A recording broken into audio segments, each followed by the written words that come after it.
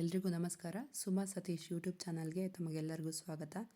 ಈ ದಿನ ನಾನು ರಾತ್ರಿ ಉಳಿದಿರುವಂಥ ಅನ್ನದಲ್ಲಿ ಯಾವುದಾದ್ರೂ ಹೊಸ ರೀತಿ ತಿಂಡಿನ ಮಾಡ್ಬೋದು ಅನ್ನೋದನ್ನು ತೋರಿಸ್ತಾ ಇದ್ದೀನಿ.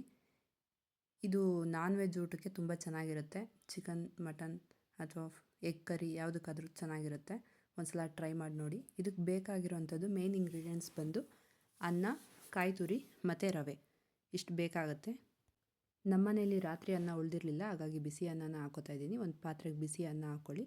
ಅದಾದ ನಂತರ ಒಂದು ತೆಂಗಿನಕಾಯಿನ ನಾನಿಲ್ಲಿ ತುರ್ಕೊಂಡು ಹಾಕೋತಾ ಇದ್ದೀನಿ. ನಂತರ ಚಿರೋಟಿ ರವೆ ಅಥವಾ ಸೂಜಿ ರವೆ ಯಾವ್ದು ಸಿಗುತ್ತೆ ಅದನ್ನು ಹಾಕ್ಕೊಳ್ಳಿ. ನಾನು ಅರ್ಧ kg ಚಿರೋಟಿ ರವೆ ಹಾಕ್ತಾಯಿದ್ದೀನಿ. ಅದಾದ ನಂತರ ನಾನು ಅನ್ನ ಬೇಯಿಸುವಾಗಲೇ ಇದಕ್ಕೆ ಸ್ವಲ್ಪ ಉಪ್ಪು ಹಾಕಿರೋದ್ರಿಂದ ಇವಾಗ ಕಡಿಮೆ ಪ್ರಮಾಣದಲ್ಲಿ ಉಪ್ಪು ಹಾಕೋತಾ ಇದ್ದೀನಿ. ಉಪ್ಪು ಹಾಕೊಂಡ ನಂತರ ಇದನ್ನು ಚೆನ್ನಾಗಿ ಮಿಕ್ಸ್ ಮಾಡ್ಕೊಳ್ಳಿ.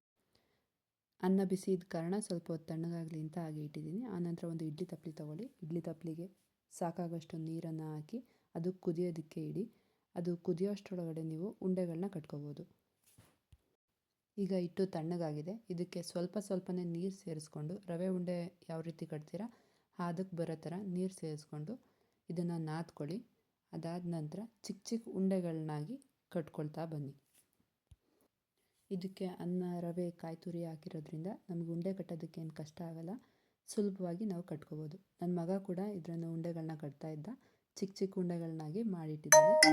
ಅದಾದ ನಂತರ ನನಗೆ ಇದರಿಂದ ಒಂದು 20ರಿಂದ 30 ಉಂಡೆಗಳಾಗಿದೆ. ಇಷ್ಟರಿಂದ ಚಿಕ್ಕ ಉಂಡೆಗಳನ್ನಾಗಿ ಮಾಡೋಷ್ಟರೊಳಗಡೆ ಆಗಲೇ ನೀರು ಕಾದಿದೆ.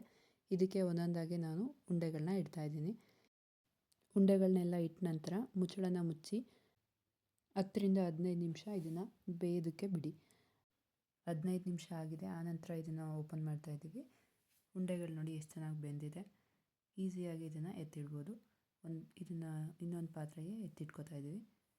ಸುಲಭವಾಗಿ ಮತ್ತು ರುಚಿಕರವಾಗಿ ರಾತ್ರಿ ಉಳಿದಿರುವಂಥ ಅನ್ನದಲ್ಲಿ ಒಂದು ಹೊಸ ರೀತಿಯ ಕಡುಬನ್ನು ಮಾಡ್ಕೋಬೋದು.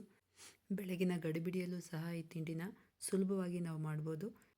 ಒಮ್ಮೆ ಈ ರೆಸಿಪಿನ ಟ್ರೈ ಮಾಡಿ ನೋಡಿ, ಹೇಗಿದೆ ಅಂತ ಕಮೆಂಟ್ ಮಾಡಿ. ಎಲ್ರಿಗೂ ನಮಸ್ಕಾರ. ಸುಮಾ ಸತೀಶ್ ಯೂಟ್ಯೂಬ್ ಚಾನಲ್ನ ಸಬ್ಸ್ಕ್ರೈಬ್ ಮಾಡ್ಕೊಳ್ಳಿ. ಧನ್ಯವಾದಗಳು.